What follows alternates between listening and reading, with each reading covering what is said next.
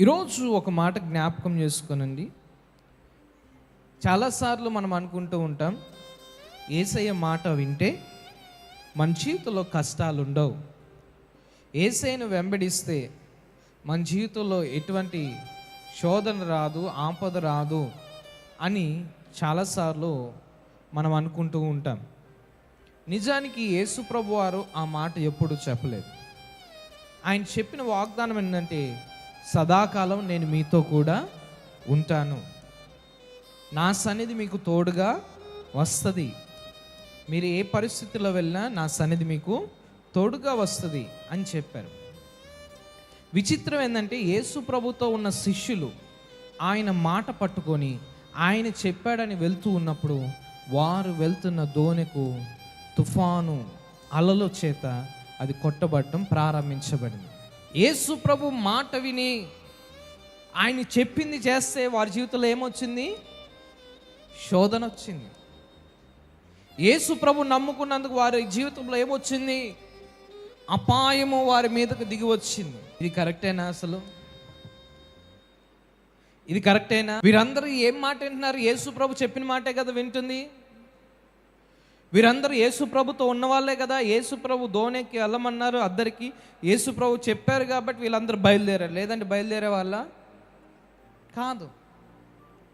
యేసు ప్రభు చెప్పిన మాట చెప్పినట్టు చేస్తా ఉంటే వీరి జీవితంలో ఏమి ఎదురైంది? సమస్య, పరిస్థితులు తలక్రిందులైపోతున్నాయి. మరొక మాట చెప్పాలంటే మరణము వారి యొక్క దారిలో ఎదురైంది. మరణము వారికి ఎదురైంది. వారి జీవితాల్లో ఎన్ని శోధనలు, ఇంకా వారు అనుకుంటూ ఉండొచ్చు, అన్నా ఈరోజుతో మన చాప్టర్ క్లోజ్, ఇంకా ఈరోజు మనల్ని బతికించే వాళ్ళు ఎవరు లేరు, ఈరోజు మన పని అయిపోయింది. ఇంకా కొంతమంది సెన్సిటివ్గా ఆలోచించిన వాళ్ళు, ఇది యేసు ప్రభువే ప్లాన్ చేసి మనల్ని పంపించినట్టున్నాడు అన్న. యేసు ప్రభువే ప్లాన్ చేశాడు. ఆయన వెళ్ళమంటే వెళ్ళింది, మనల్ని సముద్రంలో ముంచేటానికి యేసు ప్రభువే పంపించాడు. వారి జీవితంలో మరణం ఎదురైనప్పుడు వారి ఆలోచనలు ఎంత ఇదిగా ఉంటుందో ఒక్కసారి ఊహిద్దామా? చుట్టూ చీకటి, సముద్రము, అలలు కొట్టబడుతూ ఉన్నాయి, ప్రాణం అరచేతిలో పెట్టుకున్న పరిస్థితి. వారు చేసిన తప్పేం లేదు, దేవుని మాటను పట్టుకొని వెళ్తూ ఉన్నారు. ఎంత భయం ఉంటుంది, ఎంత భయంకరమైన పరిస్థితి ఉంటుంది. మన జీవితంలో ఒకటి జ్ఞాపకం చేసుకోవాలి, మనం దేవుని మాటను పట్టుకొని వెళ్తూ ఉన్నప్పుడు ఈ లోకంలో మనకు వ్యతిరేకమైన పరిస్థితులు ఎదురవుతూ ఉంటాయి, వ్యతిరేకమైన స్థితిగతులు, పోరాటాలు ఎదురవుతూ ఉంటాయి. దేవుడు ఈ పాఠం నేర్పించడాకే శిష్యులను పంపించాడు.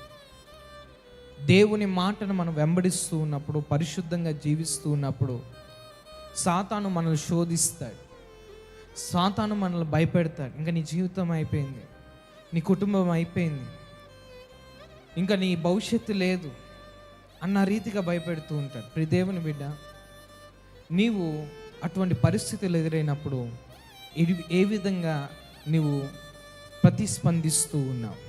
ఆ పరిస్థితులకు ఏ విధంగా నువ్వు ఆలోచిస్తూ ఉన్నావు? వీరైతే ఎన్నో ఆలోచనలు, శిష్యులు ఒక్కొక్కరు 12 మంది కానీ 12 మంది 12,000 మందితో సమానం, ఒక్కొక్కలాగా ఆలోచిస్తూ ఉంటారు. ఒకళ్ళు ఏడుస్తూ ఉండొచ్చు, ఇంకొకటి యేసు ప్రభువే ప్లాన్ చేశాడని ఉండొచ్చు, ఇంకేదైనా అని ఉండొచ్చు. చివరికి ఇంక అయిపోయింది మన జీవితం అన్నాడు. దావీదు భక్తుడు 23వ కీర్తనలో ఏమని చెప్తాడు? గాఢాంధకారపు లోయల్లో నేను సంచరించినను నేను భయపడను, ఏ అపాయం నాకు నేను భయపడను. దేనికి? నీ దుడ్డుకర, నీ దండము నాకు తోడుగా ఉంటుంది. ప్రభువా, నువ్వు తోడుగా ఉన్నావు కాబట్టి నేను గాఢాంధకారపు లోయల్లో నేను వెళ్ళను అంటలా. నేను వెళ్ళినా ఏ అపాయము నా దరి చేరదు. స్తోత్రం కలుగునుగాక. హల్లెలూయా. ప్రియ దేవుని బిడ్డ, దేవుని మాట నువ్వు నమ్మి దేవుని యందు విశ్వాసం ఉంచి నువ్వు వెళ్తూ ఉన్నప్పుడు వ్యతిరేకమైన పరిస్థితులు నీ జీవితంలో, నీ కుటుంబంలో నీవు వ్యక్తిగతంగా ఎదుర్కోవచ్చు, కానీ ఏ కీడు నీ దరి చేరదు. స్తోత్రం కలుగునుగాక. హల్లెలూయా.